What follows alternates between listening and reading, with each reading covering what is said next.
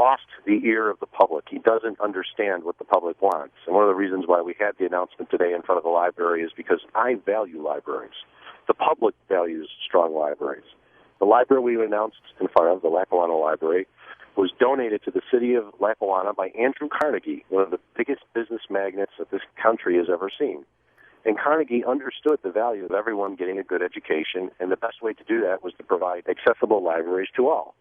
If Chris Collins' plan had gone forth, Erie County's library system would have been decimated, and the Lackawanna Library alone would have been reduced down to 16 hours a week. And the public said no.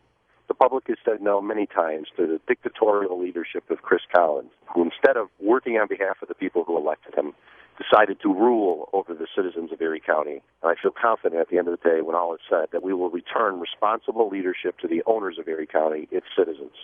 Is that particularly what drew you to this race, was the fact that Collins himself, you feel, has failed, or is there something specific you feel that you can offer this office? My record as the Erie County Comptroller shows not only can I create a more and better efficient office in my office, but I've identified through over 50 major audits and reviews millions of dollars in reoccurring savings that could be implemented.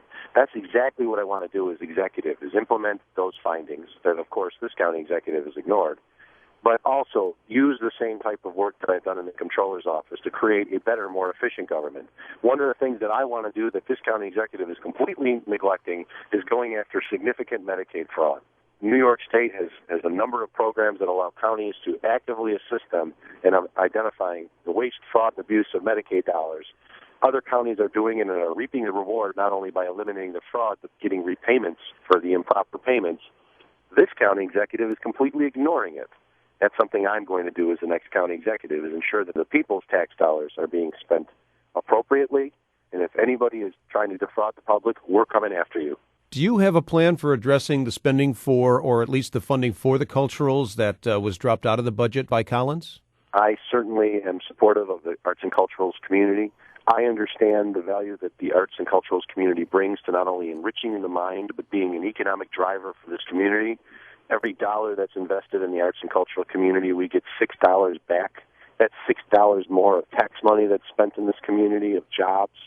I will fully support the arts and cultural community. I don't know why this county executive doesn't understand the value it brings, but that's his issue. I'm confident when all is said and done at the end of the day that the public is going to stand up with me and realize that the most important thing is ensuring that the people of Erie County are represented by a county executive who understands that he represents all, urban, suburban, and rural, and each one of those has issues that matter to them. A lot of the discussion this past year was on libraries and arts and cultural institutions, but something that also was discussed during this last budget was the cutting of the Erie County Soil and Water Conservation District. And that is very important in the rural areas. And, of course, our farmers need that so that they can actually go out and perform their services, which, of course, create jobs for the community. The county executive has lost touch with the people of Erie County. I'm going to restore it by reminding everyone that as your county executive, I'm going to represent all of us, not just the select few. Already a message has come out from the Collins camp that you have politicized your current office as comptroller, that your audits are superfluous, that your efforts are injurious to the taxpayers. How do you address those accusations? Well, I think all you have to do is look where Chris is coming from. If he wants to criticize the work that I've done in the county comptroller's office, he can, but I think it's fair to say everyone else has congratulated the work that we've done in identifying millions of dollars of reoccurring savings.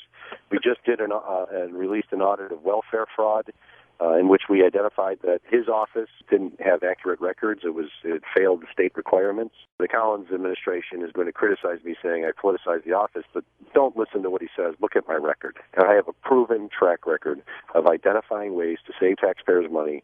I've implemented them in my office, and I will do the same as county executive.